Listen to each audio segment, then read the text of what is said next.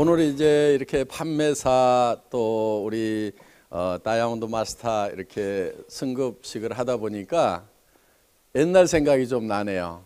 우리 윤영성 대표 사업자님이 판매사 인증서를 받을 때 우리 임승택 로얄 마스터하고 같이 이렇게 받았거든요. 최초의 판매사였어요.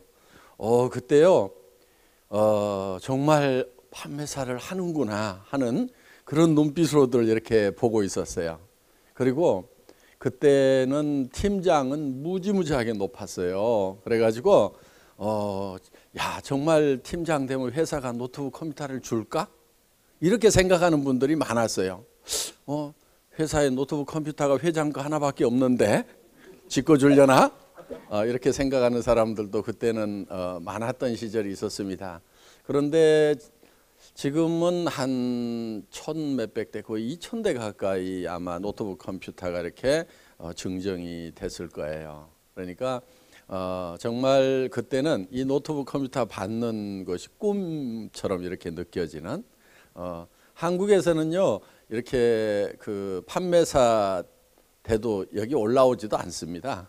못 올라와요. 그냥 몇백 명씩 이렇게 되니까 이름도 안 불러줍니다. 그냥 여기다가 쫙 띄우고 그냥 이달에 몇 명 탄생했습니다. 그리고 넘어가 버려. 그래서 그리고 이제 여기 다이아몬드 마스터도 거의 이름도 호명이 안 됩니다. 그러니까 여기서 이렇게 되시는 분들은 뭐 나와서 한참 얘기도 하시고 이렇게 하는데 한국에 가서는 택도 없어요. 그렇게 어떤 때는 이제 이 샤론 노즈 마스터도 대표가 한 사람만 받고 나머지는 뭐 싹 이렇게 들어가고 이렇게 로얄 마스터 나올 때는 본부장들도 이렇게 이 멘트를 할 수 있는 시간도 뭐 1분 지났다고 저기서 막 이렇게 들어오고 이렇게 합니다. 그래서 지금 이렇게 초창기에 이렇게 가족처럼 이렇게 할 수 있을 때 어떻게 보면은 지금 굉장히 좋은 시절이에요.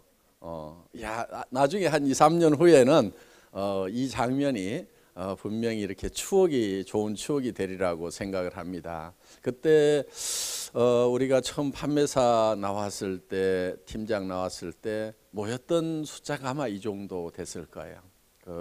거기 한 70명, 그러니까 한 40명 들어가는 강당에 70명이 박짝박짝 들어앉아 있었던 그런 시절이 있었거든요. 그런데 정말 몇 달 동안은 그 SBT에 이렇게 조그마한 강당이 있었어요. 딱 이 정도 되는 강당인데 거기에 15명, 17명, 23명 이렇게 오니까 자리가 듬성듬성 이렇게 비잖아요. 그러면은 야 정말 이렇게 안 늘어나나. 그리고 천안역에 3명 도착하는데 15분 늦는데요. 조금 기다렸다 하면 안 돼요? 그러면 예 그렇게 합시다. 그렇게 이랬던 시절이 있었어요. 그런데 여러분들이 이제 화면 보시는 바와 같이 막 12시에 시작하는데 9시면은요 거의 앞자리는 다 없어져요. 막 와서 미리 막 이렇게 표 받아 가지고 줄을 서고 막 이렇게 이제 할 만큼 됐었습니다. 그때도 제가 이제 그런 얘기를 한 적이 있어요. 왜냐하면 우리 김치봉 대표이사님이 뭐 이렇게 조금 왔어요. 또 뭐 지난주에 왔던 사람들만 다 왔네 뭐 하고 이렇게 이렇게 조금 옆에서 이제 한마디씩 하고 그러면 기들이 죽어가지고 야 좀 떨어져서 앉아 좀 많아 보이게 이렇게 얘기를 했던 시절이 있었어요. 그런데 제가 그때 뭐라고 그랬냐면은 아마 1년 2년만 지나면은 이 자리가 차고 넘쳐가지고 이 리더들 강의 들었던 사람들은 다 일어나세요 신규만 앉으세요 하고 막 밖으로 쫓아내고 하는 그런 현상이 있을 거라고. 그러니까 이렇게 자리 듬성할 때가 좋은 시절인 줄 알아라고 하고 얘기를 했는데 그게 1년도 못 가서 이제 막 그런 현상이 생기기 시작을 했어요. 그러니까 여기 계시는 분들도 아마 틀림없이 그렇게 되리라고 생각을 합니다. 그런데 이제 생각을 잘 하셔야 돼요. 내 산하에 있는 사람들로 그렇게 채워지느냐 아니면은 옆 동네에 있는 사람들로 그렇게 채워지고 나는 어차피 뭐 나 혼자 오거나 몇 사람 와서 옆에서 구경만 하고 있고 그러면은 이제 뭐 그렇게 벅적거려 봐야 자기하고는 별 상관없는 일이 되어버리는 겁니다. 그래서 여러분들이 그렇게 될 수 있다고 생각을 하고 믿고 이렇게 부지런히 뛰시는 분들은 틀림없이 그렇게 되리라고 생각을 합니다. 애터미는 이제 성공할 수 있는 요건은 다 갖춰져 있어요. 한국원자력연구원이라는 정말 막강한 국가연구기관에서 연구한 제품을 전문적으로 취급하는 회사죠. 거기에다가 품질은 이미 검증됐죠. 거기에 가격이 정말 마트 가격보다 이렇게 더 싸게 팔기 때문에 이거는 안 될래야 안 될 수가 없는, 될 수밖에 없는. 마트에 사람들이 왜 몰려가요? 수당 주고 사업 설명하니까 몰려갑니까? 아니면 싸고 좋으니까 몰려갑니까? 싸고 좋으면 무조건 몰려오게 돼 있어요. 왜? 칫솔, 치약 하루만 없어도 못 살아요. 그렇죠? 예, 화장품 하루만 없어도 못 살고요. 샴푸 하루만 없어도 이제는 못 삽니다. 치약 떨어졌는데 저녁에 들어가면서 사가지고 들어가야지 이렇게 생각했는데 안 사왔어. 그럼 어떻게 해야 돼요? 밤중에라도 다시 나가야 됩니다. 그만큼 단 하룻밤도 넘길 수 없는 것이 생필품들이에요. 그런 생필품은 싸고 좋기만 하면 무조건 팔려나가게 돼 있어요. 그래서 이 애터미는 될 수밖에 없는 그런 여건을 갖추고 있다. 그런데 우리 경제연구소의 이성년 박사님께서 얘기를 하셨듯이 누구나 다 회원 등록했다고 성공하는 것은 아니고 자기의 시간을 투자를 해야만 된다 하는 겁니다. 그래서 여러분들이 시간 투자를 하시는데 평생 돈을 번다고 생각을 하는 사람은 대개 돈을 못 버는 사람이에요. 그러니까 부자하고 가난한 사람의 사고의 틀이 좀 다른데 평생 자기가 돈을 번다고 생각하는 사람은 대부분 끝까지 가난한 사람이에요. 돈은 일정 기간 안에 딱 벌고 돈 버는 문제를 해결을 해버려야 됩니다. 그래서 평생 쓸 수 있는 돈을 3년에서 5년 동안에 벌어야 돼요. 그렇지 않으면은 계속해서 돈이 들어올 수 있는 시스템을 3년에서 5년 안에 만들어 놔야 돼요. 그렇지 않으면은요, 3년에서 5년 안에 그것이 구축이 안 되는 일은요, 때려치우세요. 다른 걸 하시는 게 나아요. 여기 계시는 분들 중에도 왕년에 돈 좀 벌어보고 부자 돼보셨던 분들이 있다고 하면은 어때요? 돈은 벌릴 때 바짝 확 벌리죠. 그렇죠? 부자들은 다 그렇게 해서 부자가 됐어요. 그러니까 꾸준하게 벌다고 하는 사람은 겨우 먹고 사는 문제는 해결을 할 수 있을지 모르지만 절대로 부자는 안 돼 있어요. 그래서 돈은 일정 기간에 확 버는 거예요. 어떤 시스템을 딱 만들어 놓는 거예요. 그렇게 해서 그 다음부터는 내가 일하지 않아도 계속해서 돈이 벌린다거나 아니면 일하는 것 자체가 이제는 즐거워서 하는 일이 되는 수준이 돼야만 된다 하는 거예요. 그러니까 이걸 하지 않으면 내가 큰일 난다, 생계가 위협을 받는다는 그런 압박감을 가지고 하는 것이 아니고 뭐 그냥 그대로 놔둬도 되는데 일하는 것 자체가 재밌다. 그래서 나는 계속한다. 그 수준은 괜찮은 수준이에요. 그래서 여러분들이 이제 개인적으로 이제 성공을 하셔야 되는데 실제로 보면은 많은 사람들이 성공을 합니까? 못합니까? 못하죠. 예, 대부분 사람들이 못하고 있어요. 어떤 통계를 보니까 이런 통계가 있어요.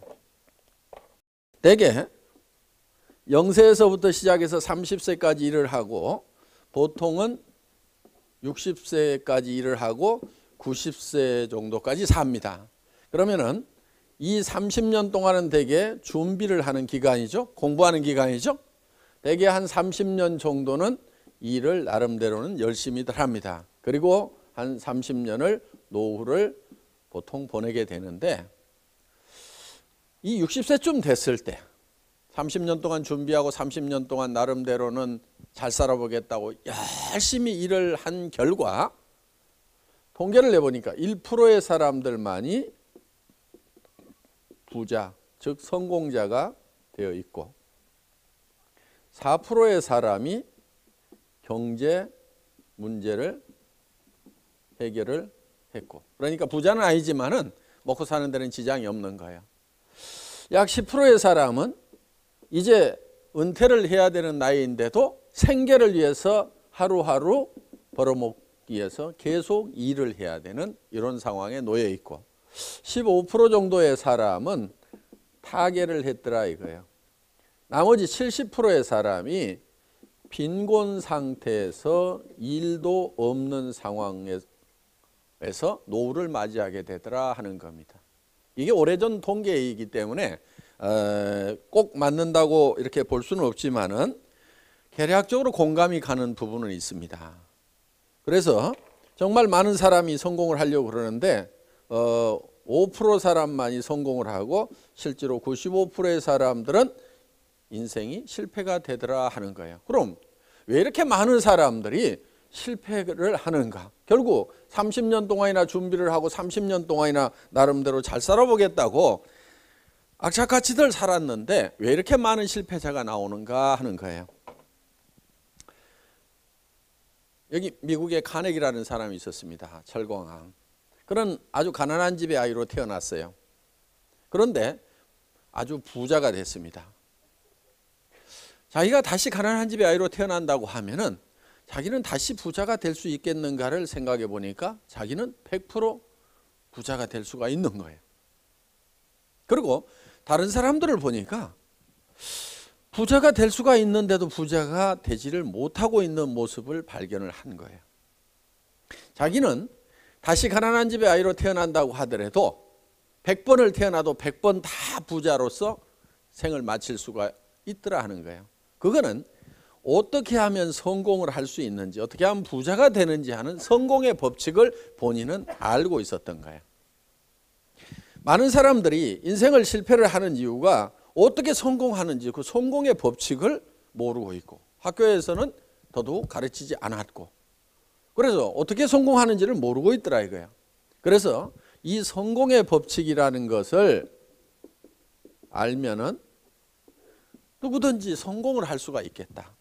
그래서 자기가 알고 있는 이 성공의 법칙을 많은 사람들에게 좀 알려줘야 되겠다 해서 나폴레옹 힐이라는 청년을 선택을 해서 앞으로 20년 동안 이 성공의 법칙을 집대성을 하라고 얘기를 합니다.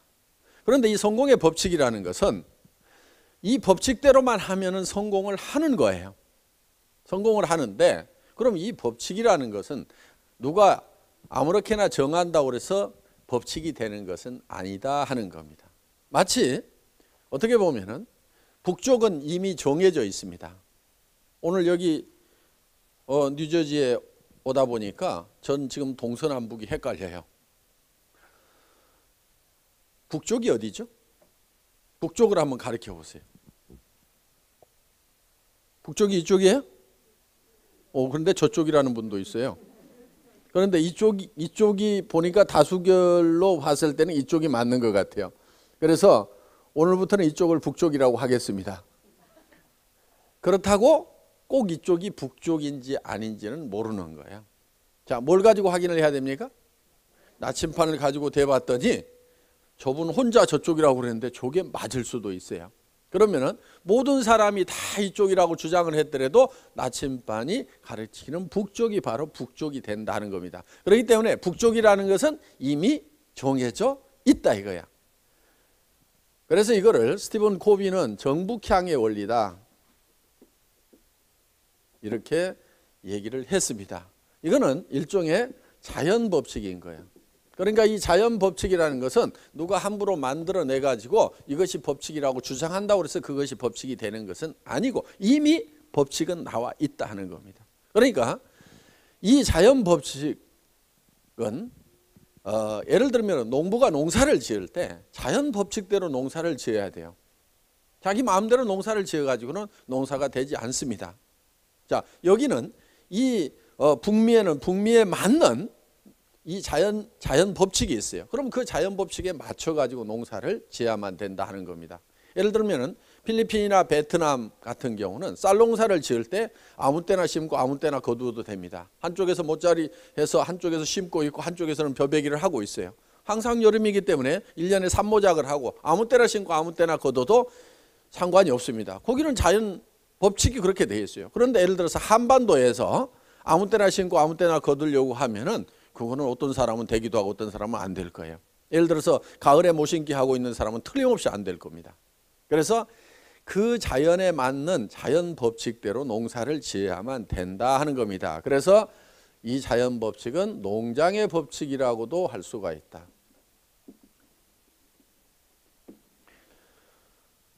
그러면은 우리가 이 성공의 법칙이라는 것을 농장의 법칙에 비유를 해가지고 한번 정리를 해보자 하는 거야. 그러면 농부가 맨 먼저 하는 게 뭡니까? 농부가 맨 먼저 하는 게 예, 어떤 분은 밭갈이를 한다, 어떤 분은 씨를 뿌린다. 아니다, 그보다 먼저 해야 될 게 있다. 농자금을 준비하는 거다. 어떤 사람은 아니야, 농기구를 사와야 밭갈이를 하든지 말든지 할 거 아니냐. 이렇게 여러 가지 얘기들을 하는데요, 실제로 농부가 맨 먼저 하는 것은 무엇을 얼마만큼 거둘 것인가를 결정하는 거예요. 농부가 맨 먼저 하는 것은, 자, 쌀 10가마를 거둬야 되겠다, 아니면 밀 20가마를 거둬야 되겠다. 거기에 따라 가지고 밀밭을 만들 거냐, 물론을 만들 거냐, 아니면 고구마 2가마를 거둬야 되겠다. 그러면은 거기에 맞춰 가지고 씨앗을, 고구마 씨앗을 준비를 할 건지, 고구마를 갖다가 심지요, 그러면 싹 나면 그걸 옮겨 심죠, 그렇게 할 건지, 벼를 갖다 심을 건지 밀을 갖다 심을 건지는 무엇을 얼마만큼 거둘 것이냐에 의해서 결정이 된다 하는 겁니다. 그래서 농부가 가장 먼저 하는 건 뭐예요? 예? 예. 무엇을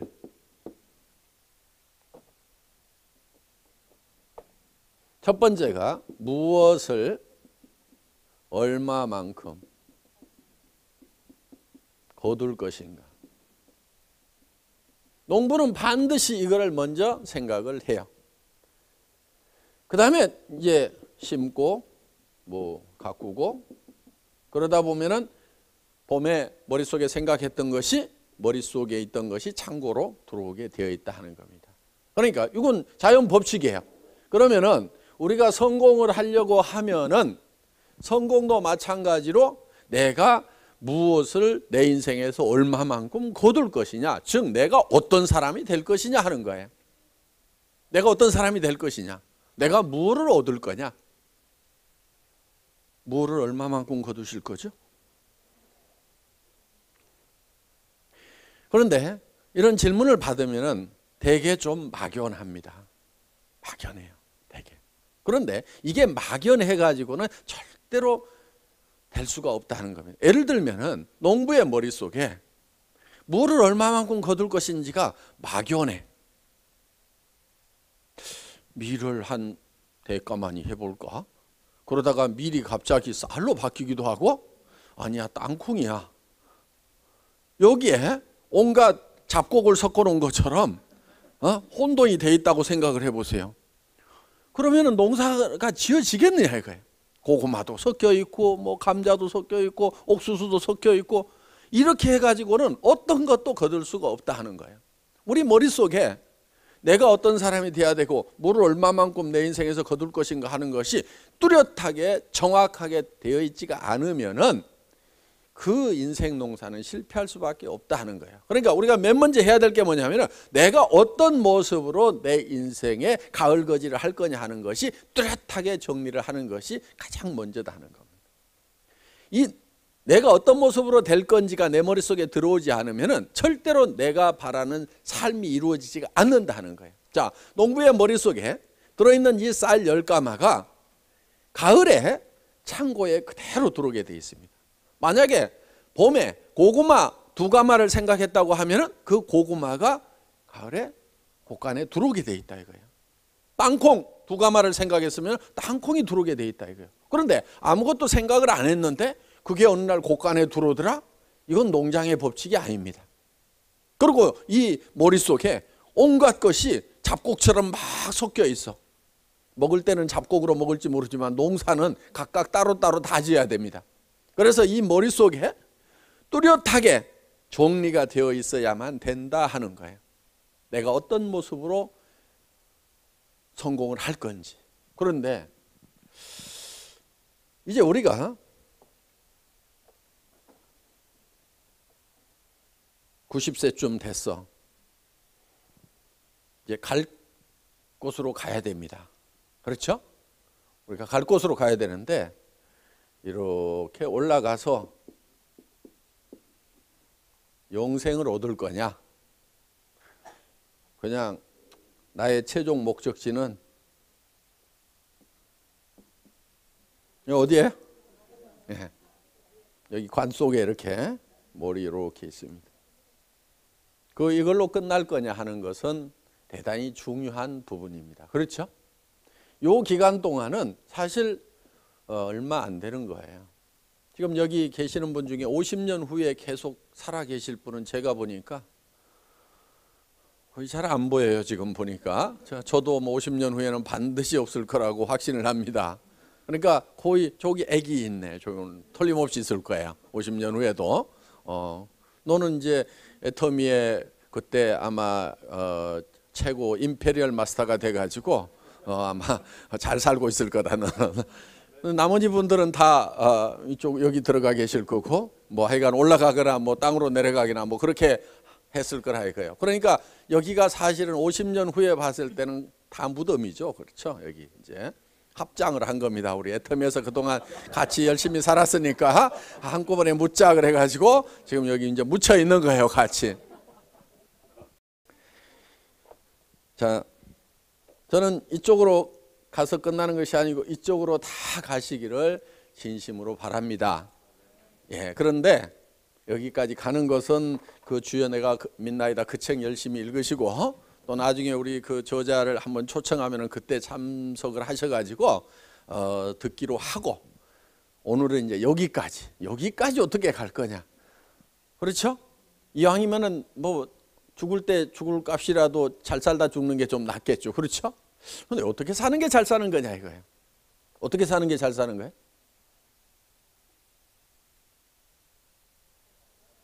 참 막막하죠. 네. 저는 이렇게 생각을 해봅니다. 내가 정말 나는 여한이 없다. 여한이 없다. 근데 이 한이 남은 한이 여한이 있죠.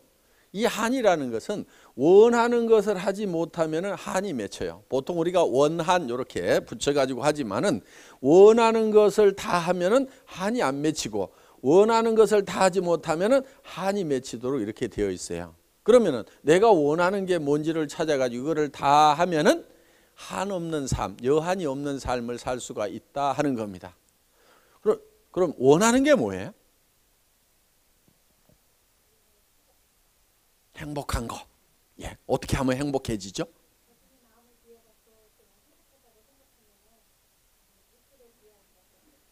예, 마음만 비우면 행복해진다. 아주 좋은 방법입니다. 예.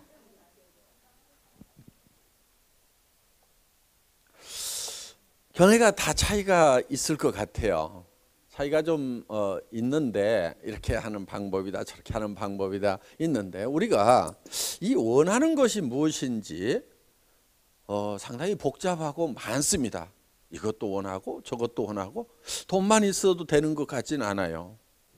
그런데 왜 원하는 것이 많은가 봤더니 사람이 생기기를 복잡하게 생겼어요. 사람이 어떻게 생겼냐면요. 첫째는 몸이 있어요. 몸. 요게 육이 있죠. 육. 그런데 이 육은 우리가 사는 집이라고 그랬어요. 그런데 이 집이 원하는 게 있어요. 이 집이 원하는 것은 건강하게 오래 살며 풍요롭게 살고 싶은 욕구를 가지고 있어요. 먹을 거 입을 거 살 집은 다 몸을 위한 거예요.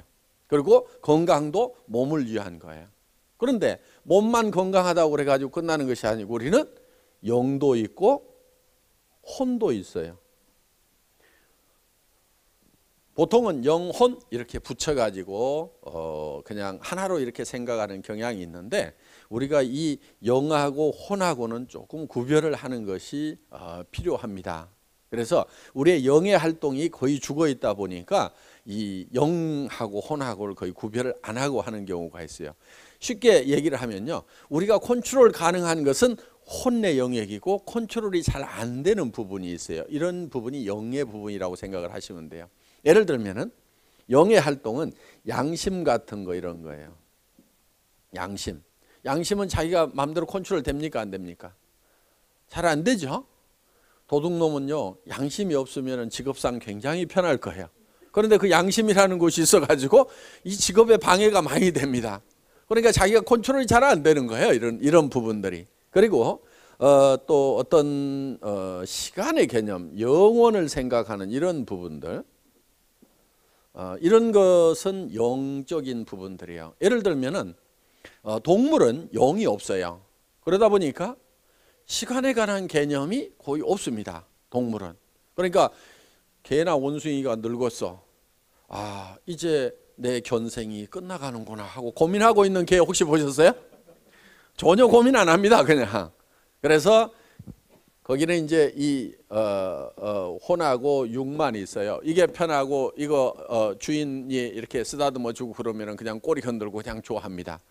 그렇다고 혼이 없는 건 아니에요. 정신세계가 전혀 없는 건 아니에요. 주인 기억하기도 하고 훈련시키면 숫자 같은 거 이런 거 이거는 이제 지식이라든가 이런 것들이 되는 거죠. 지식이라든가 감정이라든가 이런 것들은 혼의 영역이라고. 그러니까 우리가 컨트롤할 수 있어요. 괜히 기분 나쁘다고 에이 잊어버리자. 아 웃자. 그러면 컨트롤 돼요 안 돼요? 컨트롤 할 수 있죠. 예, 컨트롤 할 수 있어요. 그래서 이런 부분들 또 지식 뭐 이렇게 뭐 이런 것들 생각하다 안 하고 뭐 하고 하는 것들 전부 다 이 혼의 영역이라고 볼 수가 있습니다. 그리고 우리는 환경이라는 걸로 둘러싸여 있다 하는 겁니다. 그래서 우리는 주변 환경에 대해서는 자연 환경과 사회적 환경이 있는데 뭔가 우리는 이로움을 끼치고 싶은 그런 욕구를 가지고 있어요.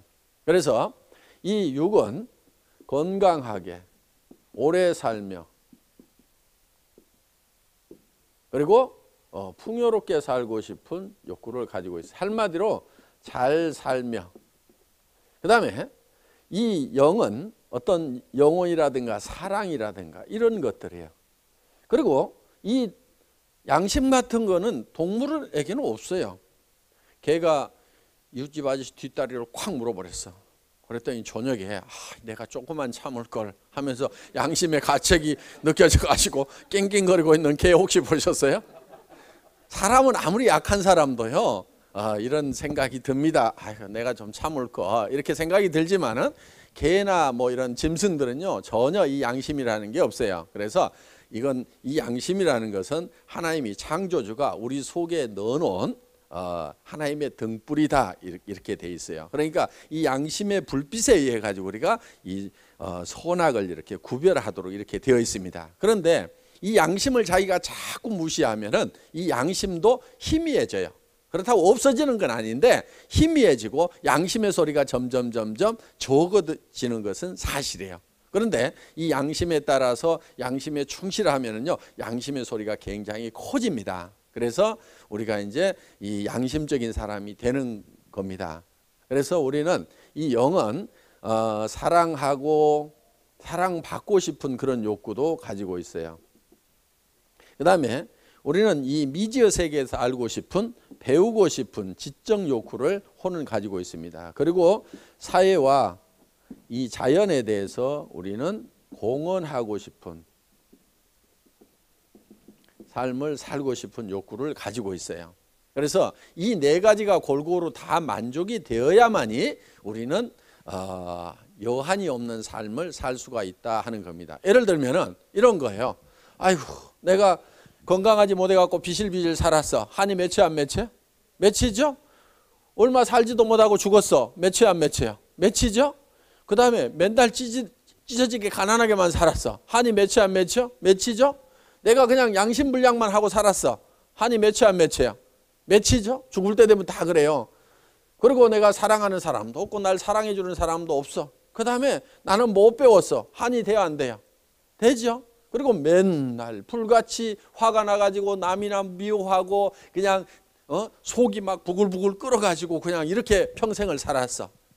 남을 용서 못하고 막 미워하고 살았어. 그런데 죽을 때 되면 그게 후회가 돼가지고 전혀 그럴 것 같지 않던 사람이 이렇게 이제 남한테 사과도 하고 뭐 이렇게 하는 경우가 있죠. 그래서 갑자기 사람이 변하면은 죽을 때가 된 모양이다 이렇게. 그래서 이제 그렇게 강팍하던 사람들도 죽을 때가 되면 이제 그걸 포기하고 이렇게 놓는 그런 모습을 보는 겁니다 우리가. 그리고 우리는 사회나 자연에 대해서 참 아무 쓸데없는 사람이었다 그렇게 생각하면은 후회가 될 수가 있다 하는 겁니다. 그렇기 때문에 우리는 여기에 이렇게 뭔가를 공헌하고 싶은, 그래서 사람은 이름을 남긴다고 하는 것이 바로 뭔가 공헌했다는 그런 것들을 남기고 싶은 그런 생각을 욕구를 가지고 있다 하는 거예요. 그래서 나는 그냥 나 혼자 잘 먹고 잘 살았는데 내가 세상을 위해서 남을 위해서는 뭔가 아무것도 한 것이 없는 참 쓸데없는 사람이었구나. 그렇다고 하면은 자기가 이제 후회가 돼서 마지막에 이제 사회에 뭐 기부도 하고 뭣도 하고 막 이렇게 이제 바로 그 마지막 가면서 자기 원하는 것을 채우는 일을 하고 있다 하는 겁니다. 그래서 이 네 가지 요소가 골고루 다 갖춰져야만 돼요. 그래서 이 네 가지를 골고루 갖춘 삶을 우리는 균형 잡힌 삶이다. 이렇게 정의를 할 수 있다 하는 겁니다. 우리의 삶의 목표가 균형 잡힌 삶이 되어야만 한다 하는 거예요. 그래서 이렇게 균형 잡힌 삶을 살아가는 내 모습을 그려야만 된다 하는 겁니다. 이것이 목표가 되어야 된다는 거예요. 그런데 이 네 가지가 각각 떨어져 있는 것이 아니고 한데 얽혀 있어요. 자, 어떻게 보면 이렇게 이제 돼 있다고 볼 수가 있습니다. 우리가 육이 있어요. 육은 뭐를 요구한다고요? 잘 살며. 그렇죠? 우리의 영은 사랑하고, 그리고 혼은 배우고, 우리의 환경에 대해서는 공헌한다. 이 네 가지가 한데 얽혀 있다 하는 겁니다. 이거를 각각 떼놓고 생각하면은 사실 별게 아닐 수도 있어요. 예를 들면, 아이고 뭐 잘 살면 뭐해? 아이고 뭐 집 크면 뭐해? 뭐 아이고 뭐 사랑하는 자식도 뭐 아이고 자식도 별거 아니야. 뭐 이런 식으로 이제 뭐 다 이렇게 떼놓고 보면 아무것도 아니에요. 그런데 이게 얽혀 있다 하는 거예요. 이렇게 우리가 잘 살아야 되는 이유는 사랑하는 사람들이 있기 때문에 우리가 반드시 잘 살아야만 되는 거예요. 예를 들어서 내가 집 한 칸 마련하느라고 평생을 고생을 했다. 여러분들 먼슬리 페이먼트 계속 하느라고 힘들잖아요. 그냥 100% 다운페이 해버렸다. 내 집이다. 그럼 어때요? 내 자식한테는 그 집을 물려주고 싶고, 정말 내 자식들은 집 때문에 고생을 안 하고 살았으면 좋겠다. 그러니까 내가 이 잘 살려고 하는 것 중에는 정말 내가 평생 고생했던 이 문제를 자식은 대물림을 하지 않았으면 좋겠다. 사랑하는 자식이 있기 때문에 우리는 그렇게 하고 싶다 하는 겁니다.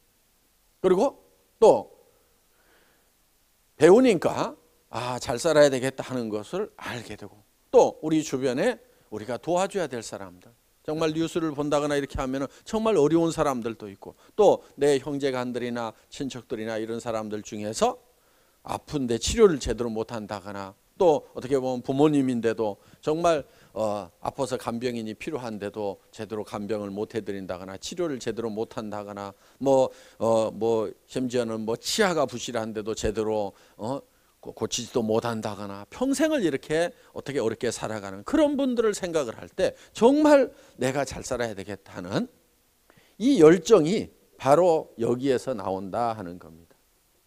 간경화한 자들이 이제 식도출혈로 그래서 많이 죽는 겁니다. 그런데 내시경을 쑥 넣어가지고 모니터 이렇게 보여주면서, 야, 이거 이렇게 부풀기 시작하고 벌게졌는데 이거 터지면 가. 그런데 나는 여기까지 간 사람 중에 내 기술로는 살려본 적이 없거든.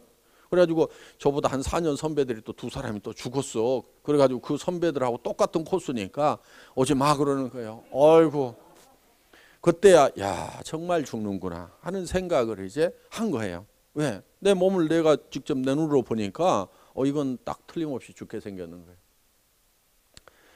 그래서 그때 인생 정리를 참 많이 했습니다. 그래서 이제는 떠나가야 되는구나. 그러니까 마음속에서 이제 떠나갈 준비를 하는 거예요. 남자들 제일 걸리는 게 뭐죠? 떠난다고 그러면 초자식. 그렇죠? 예. 남자들이요 참 착해요. 남자들이 참 착해요. 자기 죽게 된다고 그러면요, 자기 죽는 것은 두 번째예요. 가족들 걱정을 더 합니다.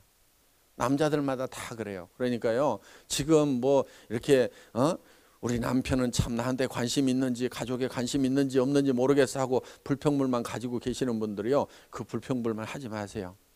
그 남자의 깊은 속이 있어요. 여자들보다 속이 더 깊어요. 남자들이 속 없는 것 같은데요, 그 깊은 내면에 들어가면은요, 자기보다도 가족을 더 사랑하는 마음 다 가지고 있어요.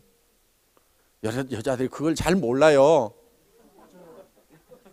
그렇죠? 잘 모르죠? 네, 잘 몰라. 근데 정말 마음속 깊은 곳에 딱 그 생각이 있어요. 정말 이제 제가 죽고 나면은 어떻게 할 수가 없잖아요. 그래서 이제 하나님께 맡기는 그런 기도들을 다 제가 했어요. 그러니까 이제는 내가 가는 일만 이렇게 남아 있는 거예요. 혹시 살려주면은 조금 더 살고, 이제는 이제 하나님께 다 맡기는 그런 기도를 하고 나니까 마음이 도리어 이제 가벼워졌어요, 제가. 그리고 누구 뭐 부모님이 그때 살아계셨는데 부모님한테 맡겨봐야 뭐 곧 돌아가시니까 대책 없는 거고, 뭐 형제간들은 뭐 자기 자식들 챙기기 바빠서 뭐 조카들 돌아볼 그런 여력도 없는 것 같고, 그러다 보니까 이제 마지막 하나님께, 그러면서 그 제가 자녀들 손을 잡고 기도한 내용은 공부 잘해서 건강하게 부자로 잘 살다 왔으면 좋겠다, 이런 마음 하나도 없었어요. 정말이에요. 손을 잡고 딱 기도를 하는데 주님의 말씀 가운데서 주님과 함께 동행을 하다가 그 몸이 아무리 힘들고 어렵고 천한 일을 할지라도 그 마음속에 주님과 동행하다가 다시 만났으면 좋겠다, 그 기도가 딱 있었어요. 그래서 그렇게 될 수 있도록 주님이 인도해 주시기를 이제 맡기는 그런 기도를 하고 나니까 굉장히 마음이 가벼워졌어요, 사실은. 그래서 내가 이제 남은 동안에는 뭐를 하다 갈 거냐, 이제 조금 남았죠, 시간이 몇 달 동안. 몇 달 동안 남은 동안에 이제 카운트다운에 들어간 거예요, 사실은. 그래서 몇 사람 좀 전도나 하다 가자.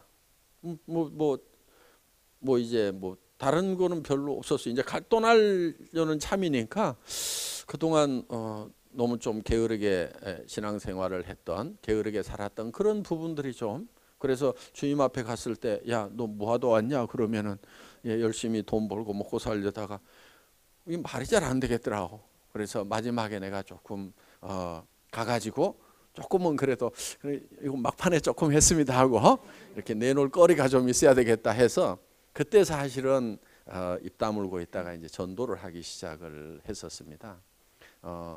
그러다 보니까 이제 전도를 하면서 그냥 전도하려니까 안 되잖아요. 길거리 다니면서 예수천 당해갖고는 손가락질만 당하겠고.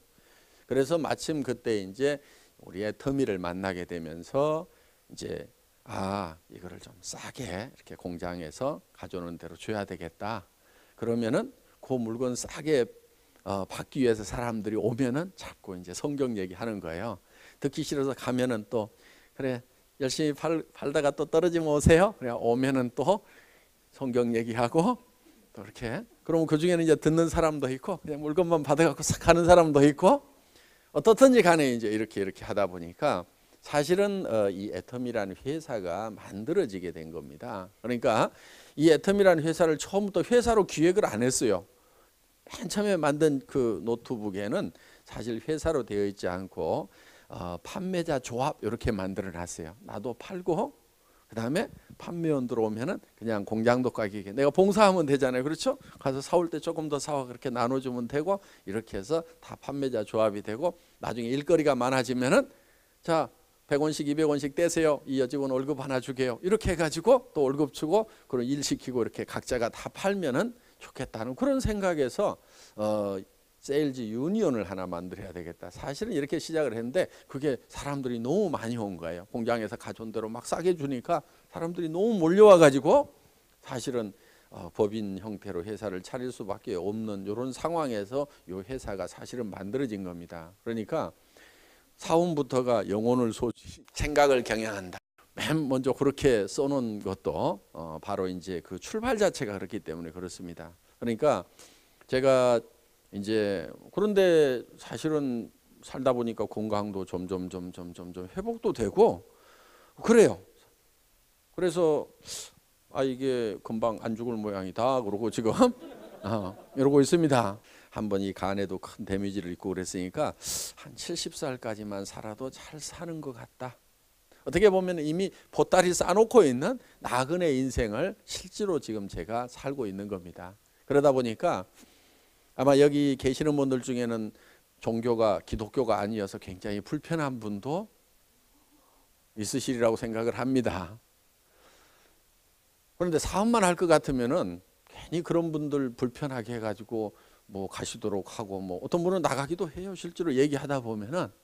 그런데 제가 그런 것 개의치 않고 이렇게 이제 얘기를 하는 것은 제가 가지고 있는 정말 중심에 있는 그 표현이기 때문에 제가 그대로 하는 겁니다. 그리고 사업적으로는 좀 손해나도 할 수 없다 하는 생각을 하는 거예요. 그리고 그 대신에 이제 여기 계시는 분들 중에서 아이고 이 회사는 기독교 얘기만 하는 회사여 가지고 나같이 불교 믿는 사람, 또 남묘 호랭교 믿는 사람, 뭐 무당 믿는 나 같은 사람은 여기 오면 찬밥이겠구나. 근데 그 걱정은 안 하셔도 됩니다. 뭐 기독교 학교에 불교 학생 온다고 그래 갖고 뭐 졸업을 안 시키거나 뭐 이런 거 없잖아요. 그렇죠? 예, 저희 회사에서도 종교가 다르다고 그래서 여러분들에게 뭐 수당을 안 드린다거나 뭐 승급을 안 시킨다거나 그런 일은 뭐 전혀 없습니다. 그러니까 사업적으로는 전혀 손해 날 일 없을 거예요. 제가 더 잘해 드릴지도 몰라요. 전도하려고. 그러니까 저보고 성경 얘기 하지 말라고만 안 하시면 됩니다. 저보고 성경 얘기 하지 말라고 하면요, 제가 이 회사를 떠납니다. 여러분들 남아서 그냥 여러분들끼리 알아서 잘 하세요. 저는 제가 성경 얘기 자유스럽게 할 수 있는 회사로 그냥 갈 겁니다. 새 판을 짜든 뭐 하든. 그러니까 제가 그래도 좀 필요하다고 생각하면은 아이고 그래 실컷 너 떠들어라. 나는 돈만 벌란다. 이렇게 생각하고 계셔도 상관은 없다 하는 겁니다. 수입과 지출이 있으면은 수입이 지출보다 커야만 된다. 그래야 잘 산다, 부자가 된다. 이렇게 가르쳤어요, 학교에서. 그렇죠? 네.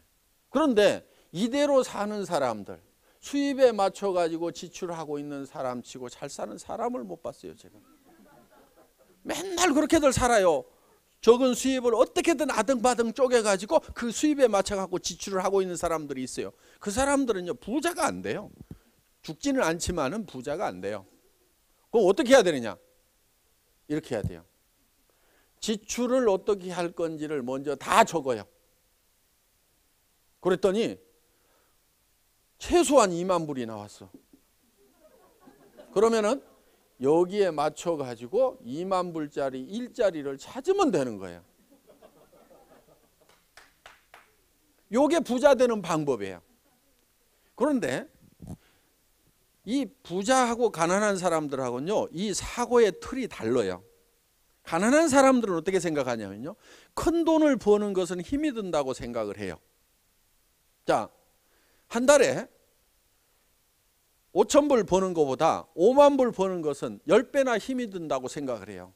나는 5천 불만 버는 것도 힘이 드는데 5만 불, 아이고 나는 기절해, 이렇게 생각들을 해요. 그런데 실제로 돈을 벌고 부자들은요, 그렇게 생각을 안 해요. 자, 물어보세요. 한 달에 5천 불 벌고 있는 사람한테 돈 버는 게 힘들어요, 힘 안 들어요 물으면 뭐라고 대답해요? 다 힘들다고 얘기해요. 5만 불 버는 사람한테 한번 물어보세요. 돈 버는 게 힘들어요 물어보면요, 아니요, 뭐 할만해요, 다 이렇게 얘기해요. 한 달에 50만 불 버는 사람한테요, 돈 버는 게 힘들어요 물으면요, 아이고 널린 게 돈이고요, 돈 버는 것처럼 재밌는 게 없어요, 이렇게 얘기를 하고 있다 이거예요. 그런데 가난뱅이들의 사고방식은 뭐냐면 돈을 많이 버는 것이 힘들다고 생각을 하는 거예요. 그러니까 절대로 이런 지출 계획을 먼저 안 짜고 뭘 해야 하냐면 수입에 맞춰가지고 악착같이 거기에 맞춰서 지출을 하고 있다 하는 거예요. 그러니까 학교에서 가르쳐 주는 거 가지고요, 그대로 해서 부자가 되는 것은 아니에요. 한때 대한민국은 저축을 해라 막 할 때 미국은 무슨 얘기가 나왔냐면은 뭐라고 얘기했죠? 소비가 미덕이라는 얘기가 있었어요. 그때 이해가 잘 안 갔어요. 왜 소비가 미덕이라고 그러냐? 우리나라에서는 저축을 강조하고 막 포스터 붙이고 뭐하고 학생들한테 다 통장 하나씩 만들라고 이렇게 했을 때. 그런데 지금 와가지고 대한민국도 소비가 문제가 되는 거예요. 소비가 미덕이라고 얘기를 하는 거예요. 그거는요, 개인 경제를 중심으로 해서 하는 얘기가 아니에요.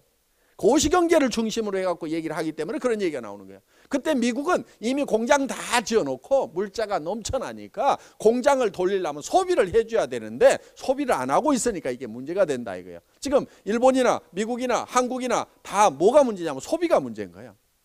그래서 이게 소비가 안 돼가지고 지금 학자들이 골머리를 앓고 있는 거예요.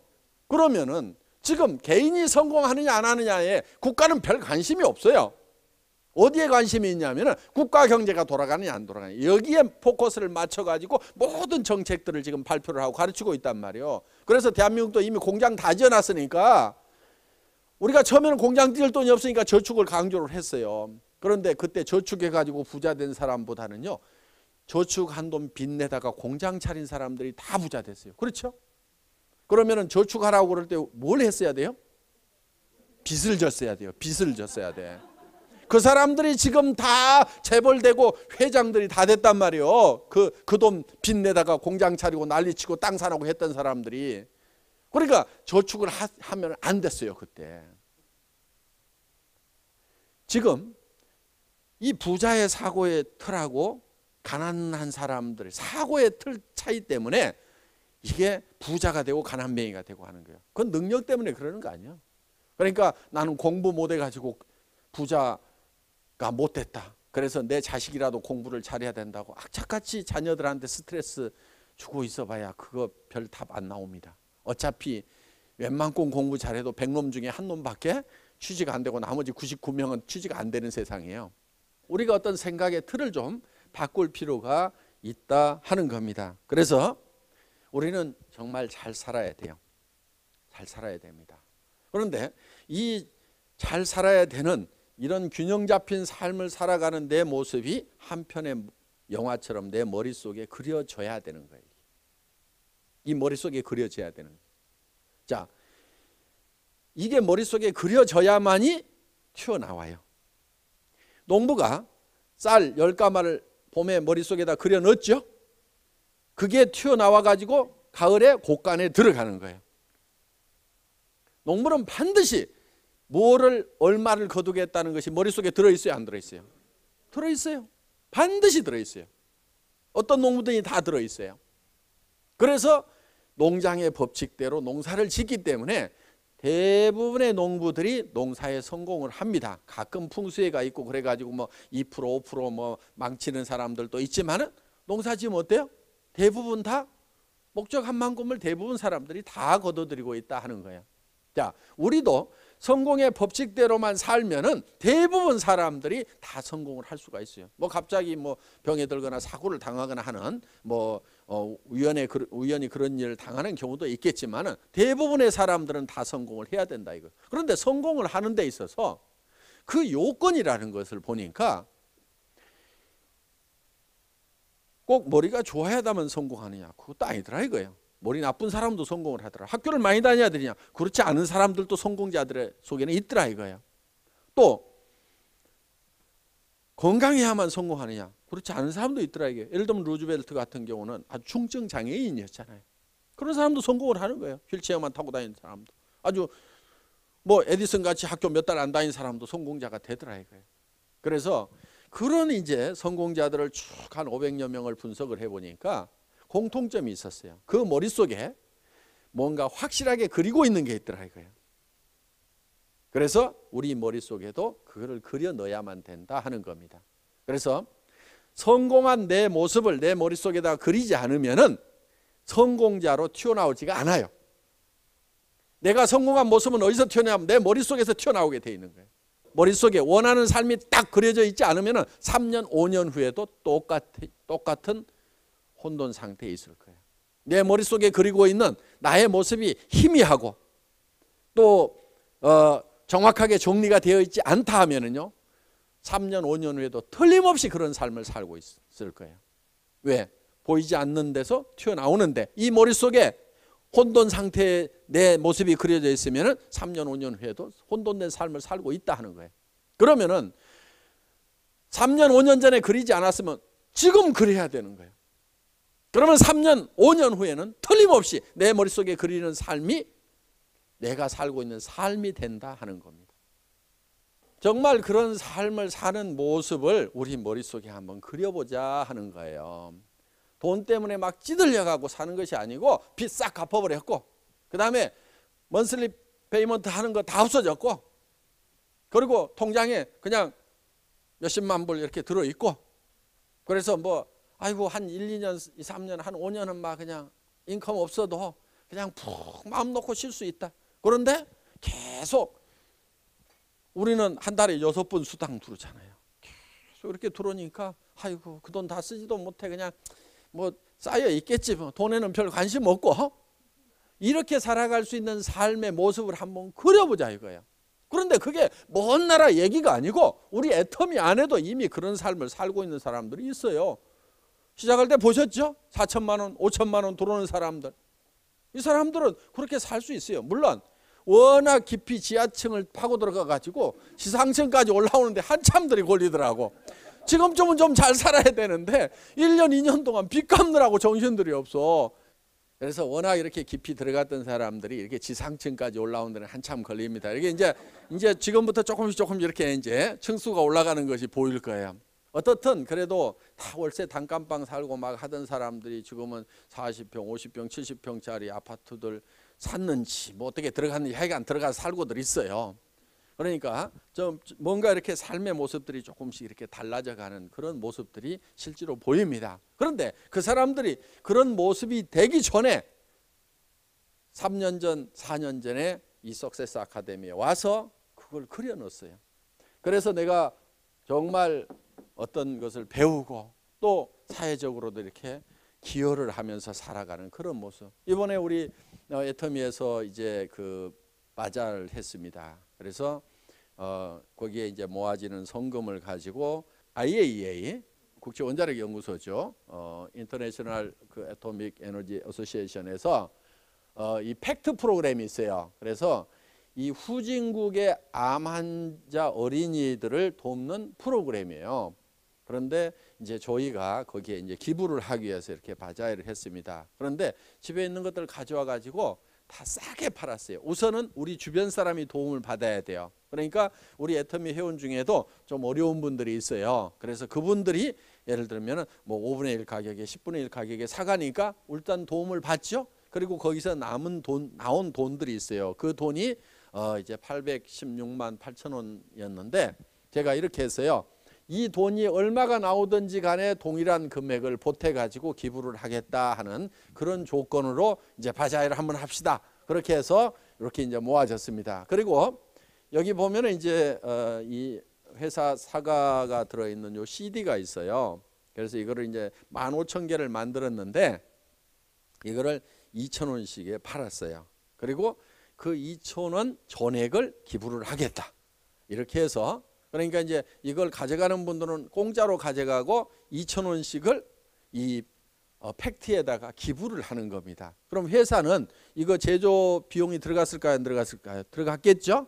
그만큼을 우리가 또 회사는 기부를 하게 된다 하는 거예요. 이렇게 해서 3천만 원 정도를 이렇게 우리가 이제 기부를 할 생각을 가지고 있습니다. 그래서 정말 저는 그 우리 어린 암 환자들 정말 그 부모의 마음을 생각해 보면은 후진국에 또 엄마들이 되게 어리잖아요. 막 10대 후반, 20대 초반에 아기를 낳았는데 그 애가 또 하필 암에 걸리고 해서 정말 애달파하는 그런 어린 엄마들의 이렇게 마음을 생각하면은 우리가 가까운 데서부터 돕는 것이 순서기는 하지만은 그래도 이런 그 IAEA에서 이런 일들을 하고 있으니까 또 원자력 연구원에서 연구한 그런 제품이 우리 회사 발전의 밑거름이 됐고 또 우리가 어떻게 보면 고마운 일이잖아요. 그 고마움의 표시로서 우리가 이걸 좀 해야 되겠다 해서 이런 이제 계획을 좀 세워 가지고 다들 너무너무 즐겁게 열심히 이렇게 협조를 해 주셔 가지고 이런 일도 우리가 이제 할 수 있게 됐어요. 그래서 이런 공헌하는 것이 어떻게 보면 굉장한 즐거움이더라 하는 거예요. 정말 사회에 공헌하고 세금도 많이 내고 그다음에 도네이션 많이 하는 그래서 내한테 차고 넘쳐가지고 차고 베풀면서 살아가고 그래서 지역사회에서도 존경받고 친구와 그다음에 친척들 사이에서도 존경받는 여러분들 가족들 조카들 결혼할 때요 500만 원 1000만 원씩만 내보세요. 존경 안 받을 수가 없어요. 그냥 아이고 우리 이모 우리 고모 우리 삼촌 하고요 그냥 다들 좋아하더라 이거야. 그래서 정말 그렇게 살아가는 나의 모습 그리고 특히 자녀들로부터 존경받을 수 있다는 게 우리 부모들은 얼마나 자랑스러워요. 물론 우리 자녀들이 또 착해서 부모를 존경해 주고 있지만은 다 존경받는 것만은 아닌 부분도 있더라 이거예요. 그래서 자녀들에게 실망을 시켰던 그런 부분들이 있다고 하면은 정말 우리 부모는 자랑스럽다. 야, 정말 프라우드하다는 그런 느낌을 줄 수 있다고 하면, 특히 아내로부터 인정받으면 남자들은요 정말 기분 좋습니다. 제가 요즘에 그래요. 아유, 제가 요즘 존경받습니다. 그런데 또 아내도 남편으로부터 인정받고 존경받으면요 기분 좋아요, 안 좋아요? 좋아요. 모르는 사람한테 받는 것보다는요 엄청 좋습니다. 저 우리 집사람 너무너무 존경합니다. 아, 너무너무 좋아요. 아주 유능해요. 그리고 저는 아내하고 사는지 전무이사하고 사는지 모르겠어요.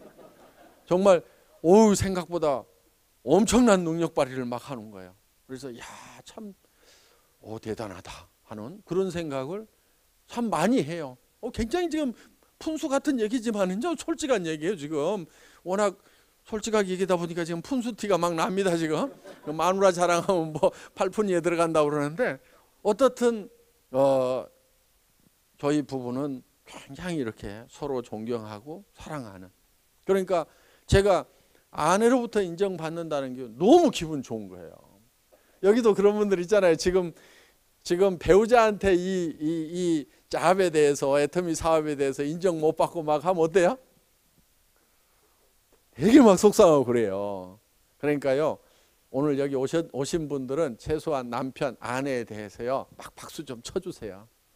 하다가 망할 값이라도 좀 하게 놔두세요. 좀 뭐 홀거리 말리고 뭐 전에 다른 거 하면 뭐 얼마나 잘했어요. 뭐 하여간 우리가 좀 이 사랑하는 사람으로부터 인정받을 수 있다는 게 어떻게 보면 굉장히 자부심을 느낍니다. 그래서 정말 남편으로부터 존경받고, 아내로부터 이렇게 존경받고, 자녀들로부터 존경받고, 부모들이 막 자랑스러워하는 그런 형제간들이 정말 이런 형이 있어서, 이런 동생이 있어서 정말 의지가 된다.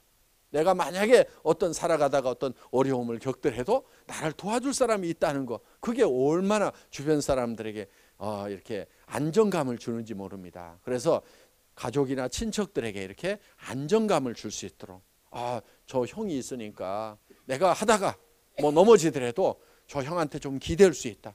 그래, 내가 좀 잡아줄 수 있다. 이렇게 된다고 그러면요 굉장히 정말 살맛이 납니다. 그래서 정말 그렇게 살맛 나는 그런 모습, 그런 삶을 살아가고 있는 내 모습을 머릿속에다가 그려 넣어야 된다 이거예요. 오늘 강의 마치도록 하겠습니다. 수고하셨습니다.